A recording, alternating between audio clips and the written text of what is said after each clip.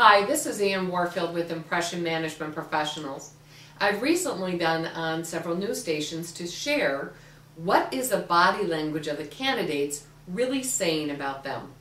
Today what I wanted to share with you is how their body language equates to executive presence.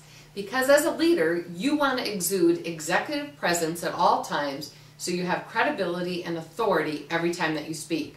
So let's look at the 4 candidates in their most recent debate and what their body language said about each of them as a leader.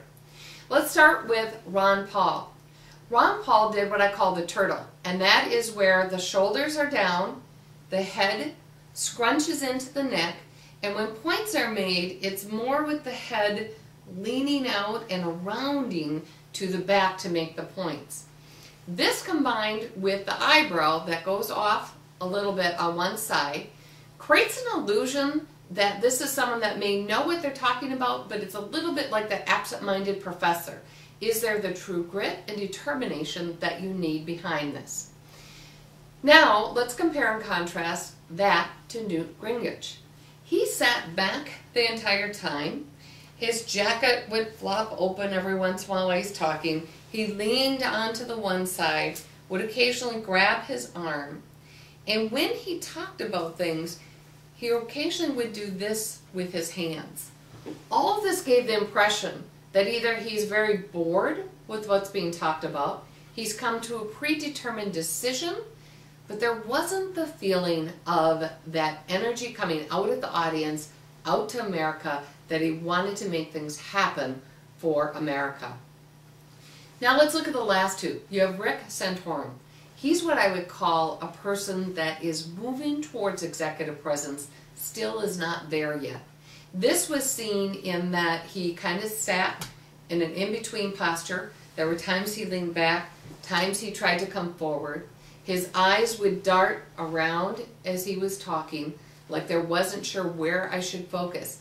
And interesting enough, when he would try to point out the good things he was going to do, he often prefaced them by talking about what he was going to cut out. So he talked about that he was going to cut education funding, he was going to cut Medicare, cut Social Security, all designed because on the good side what he said was, I'm going to bring that power back into the state's arms. But you can see as a person listening, if you don't listen to that part of the message, all you'd hear is about the cuts. Also, there were times when he took notes and someone would say something, his eyebrows would go up because it was like, I've got to jump in, and you had this kind of a movement going on. Now Mitt Romney, he used what I call was a lot of executive presence. In that he sat very straight in the chair, his shoulders were squared off. He had his one arm up on the table, his other arm was off to the side.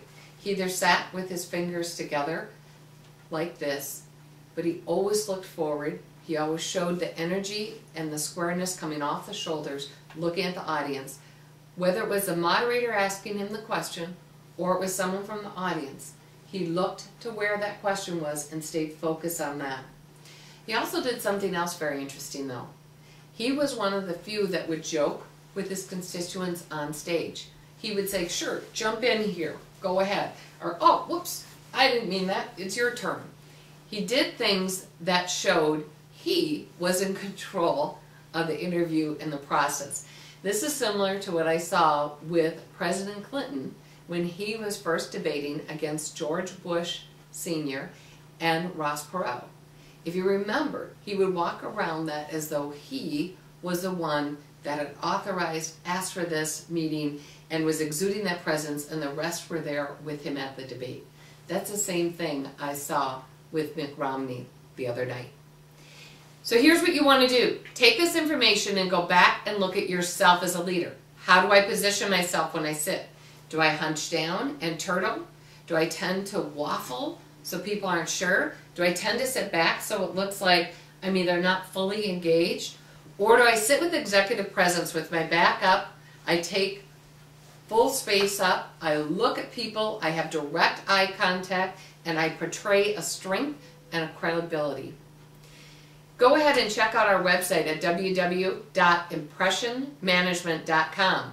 to find out more information and articles about how you can exude executive presence as a leader. May you go forth and have a great outcome-focused day filled with fabulous results.